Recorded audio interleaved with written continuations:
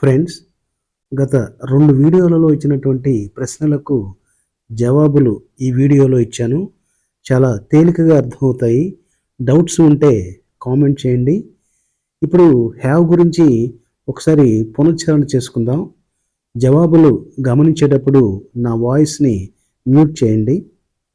Friends, have to అనేదాన్ని బాధ్యత, అవసరం లేదా ఖచ్చితత్వంతో ఏదైనా తప్పనిసరిగా చేయాల్సినటువంటి పనుల భావ వ్యక్తీకరణకు హ్యావ్ టును ఉపయోగిస్తాం. ఫర్ ఎగ్జాంపుల్, నీవు బండి మీద నెమ్మదిగా వెళ్ళాలి. You have to go slowly on the vehicle. అలాగే నేను కరెంటు బిల్లు కట్టాలి. I have to remit electricity bill.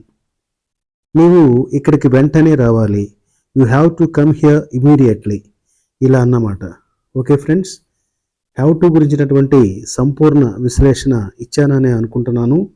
ఒకవేళ ఏదైనా మిస్ అయితే దయచేసి మీరు కామెంట్స్లో అడగొచ్చు. Okay friends, bye.